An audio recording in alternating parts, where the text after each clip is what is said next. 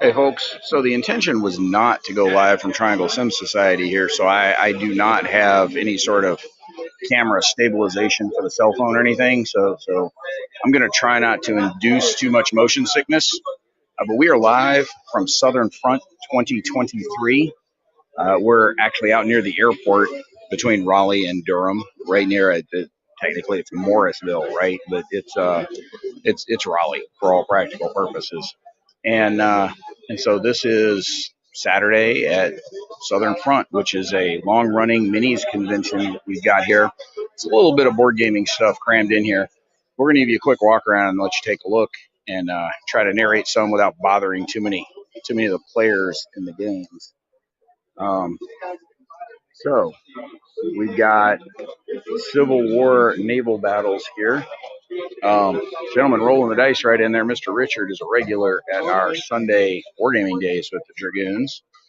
But here we go with take a look at some Civil War naval shootouts.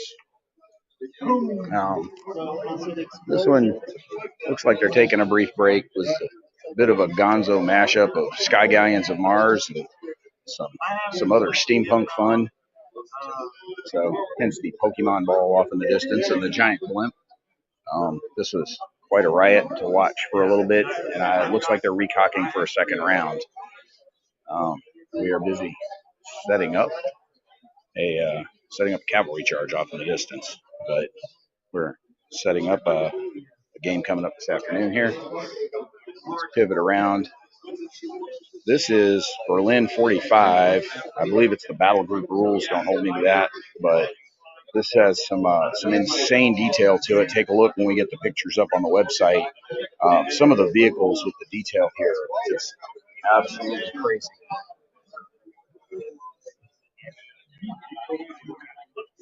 And the well-rubbled buildings. So German defenders, Russian horde about to hit the map there at the far side.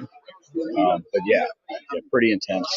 This is a USMC raid on a Japanese airstrip in World War II in the Pacific. So we've got a variety of aircraft out there, at least one of which is now on fire that was not earlier today. That's kind of cool. But you can see the tops on all those buildings come off. So we've got folks fighting house to house as part of all of this. So here come our Japanese defenders.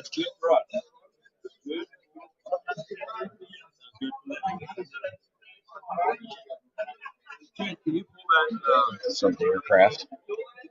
Shuffle past. So this is, yeah, okay. So the water area is green. Going to have to live with that.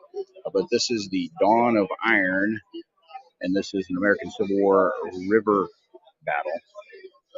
So we've got the boats floating around and setting this one up to run a little later today. Try and work our way over here to the chariot races because these are pretty awesome.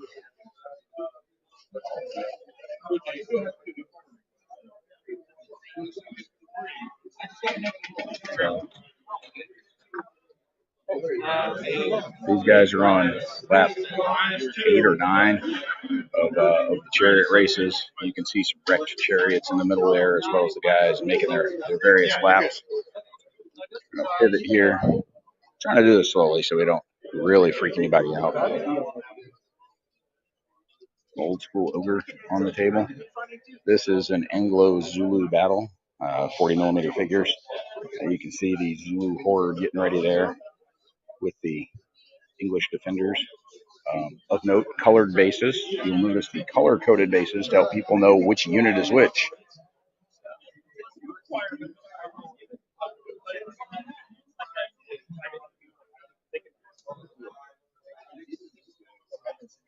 Again, some very well detailed figures there. We have a Civil War black powder game going over here, and it looks like they've reset for a second battle. This one was pretty intense earlier today. So here's some Confederates.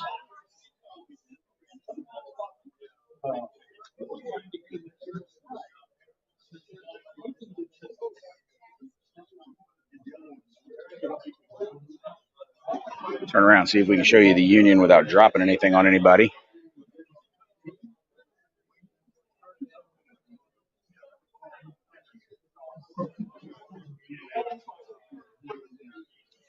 So that's what's on tables at the moment. There's other stuff coming and going, but that's what's out here right now. We're going to do a quick pan of some of the vendor folks here. Not all of them have names right out there in front of everything, but we do have a variety of vendors here. So pretty much all these guys are doing some form of mini something or other, except our buddy Steve over there with Blue Panther, who are here. Now we're going to see Steve again at the Fall Assembly, so we will have him again down the line. But Blue Panther is a rare board game dude in the room. The Sash and Saber Castings guys here. These guys always have some really fantastic figures. Some of the detail on these guys are insane.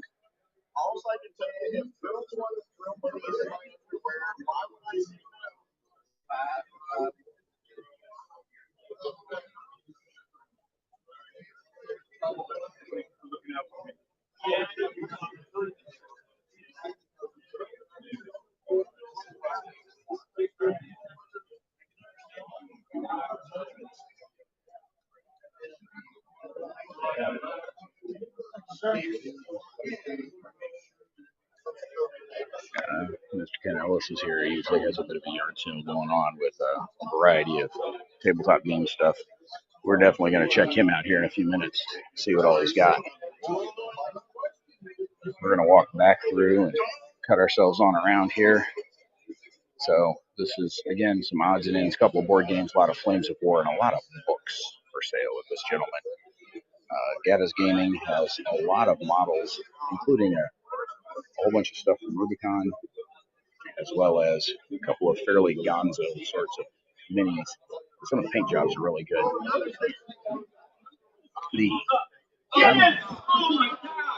Something happened. The Battlefield Terrain Concepts guys here. These guys have some really fantastic minis terrain.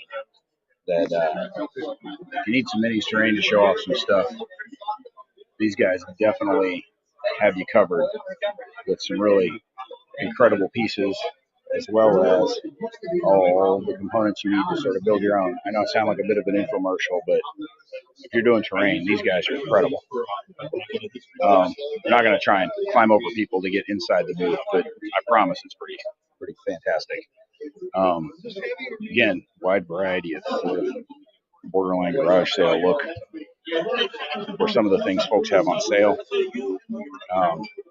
So Black Powder Epic, there we go. Our buddy Cyrano's favorite scale. But